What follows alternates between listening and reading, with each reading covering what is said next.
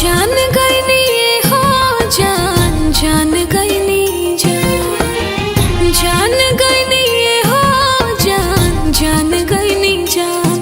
प्यार नहीं खेली खल, प्यार नहीं खेली खल, हाथ के लकीर में नहीं खा तकदीर में जान।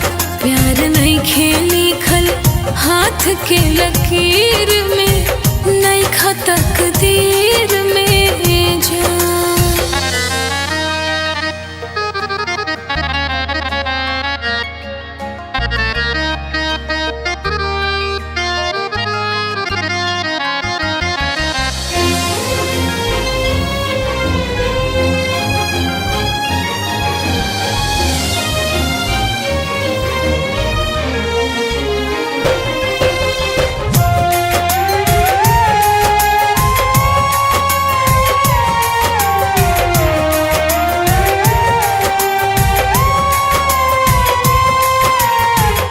दिल टूटला के कवनो होला ना आवाज हो, फिर कैसे सुनी जमाना।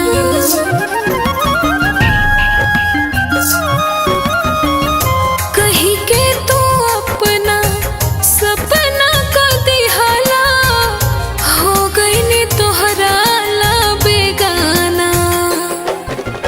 अब के हो भी प्यार में इतना होखे नहीं पागल, पिया के नाम नाई ओठ पे चोट जिया में लागल। बस दुआ ही दी हो, बस दुआ ही दी हमरो दिली सदा बेवफाई रहे, बेवफाई रहे तोहरा जमीर में नहीं खा तकदीर में जान।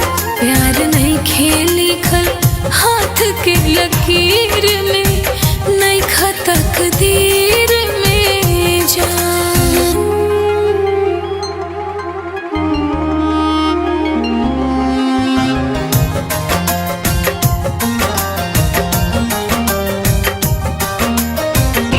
अक्सर ही होला के हूँ हंसे के हूँ रोवेला, प्रेम के भी लीला कुछ अजीब बा।